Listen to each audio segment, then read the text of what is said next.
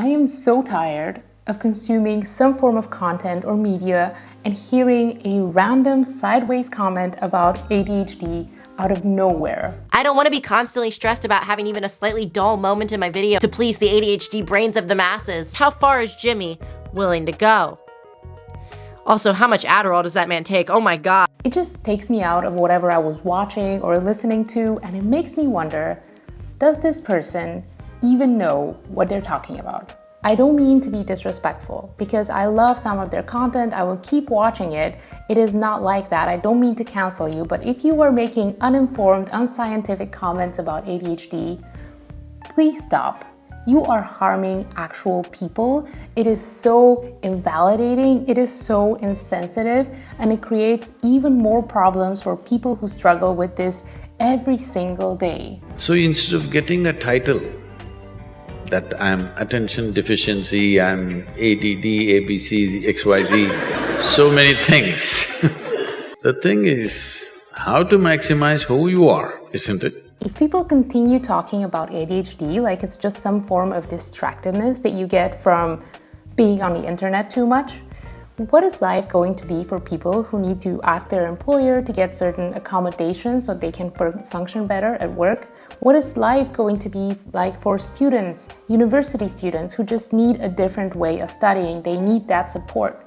Well, probably they're just going to be told to focus more, to study more, get a study partner. Maximize who you are. This is our actual life, and for most of us, it has been like this forever. We don't know how it feels otherwise. And in fact, this has been a thing much longer than the internet has existed. And for that, we not only need help and to work on ourselves, but we need other people's understanding. So it's really important how we talk about ADHD. And it just makes me wonder, how much have we already been affected by these strange sentiments in society? It's in speed. Maybe you need speed. Maybe you're that person that needs speed. Maybe you do need it legitimately as a medication. But there's a load of people that are just doing speed.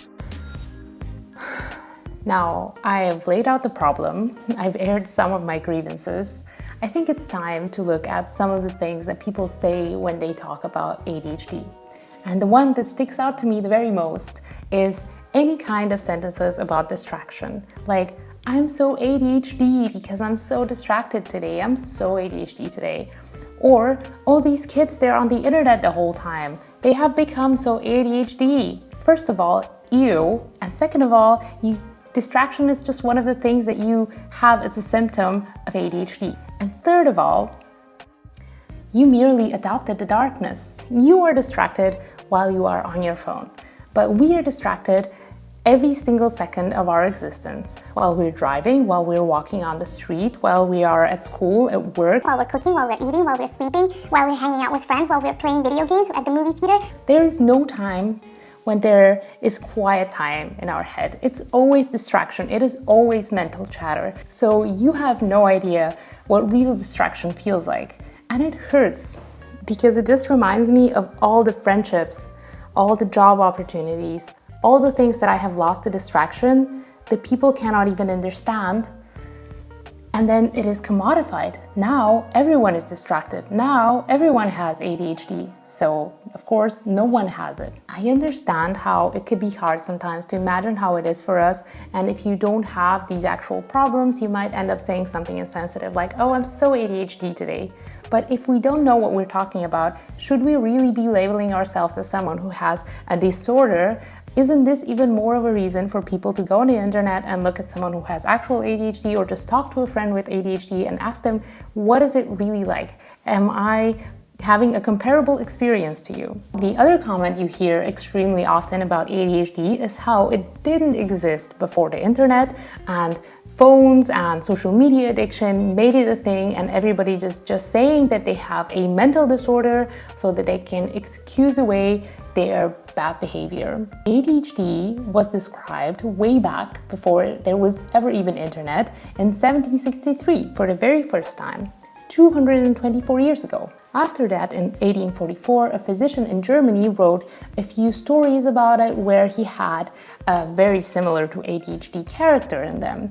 And the character was a child who would often get himself into trouble, and sometimes he ended up dying by the end of the comic, because yes, we have actual lower life expectancy on average because accidents.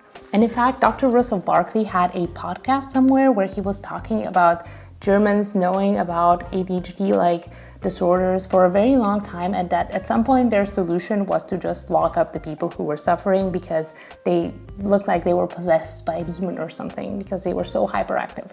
But this is just an anecdote I'm saying because I couldn't find where he said it. Which means that not only was ADHD and ADHD symptoms present and described way before there was the internet, but it is also studied on a neurological level. And on a neurological level, there is just a hormonal disbalance in the people's brain. And you can either be born with it or get it by some kind of disease or an actual accident where you hit your head or you damage your brain in some way. And this is one of the reasons that people who are diagnosing you ask you to give a history of either having this your whole life or to tell them about your accident. You can't just say, I got ADHD from TikTok. TikTok doesn't give you ADHD, but there may be a shorter attention span. I get it.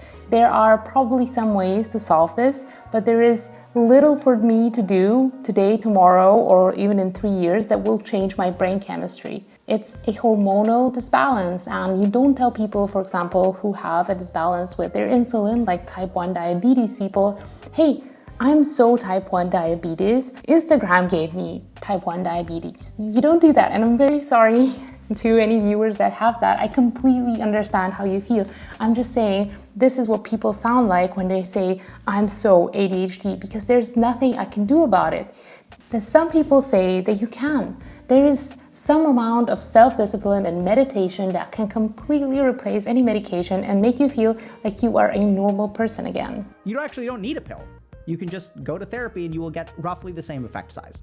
That would take so much time of meditation and self-discipline, and not everyone has that kind of time. We don't have the time to meditate every single day, all day, and do all the things. It's even harder when you have ADHD to do that. So not only do we not have the time, it's harder for us to do.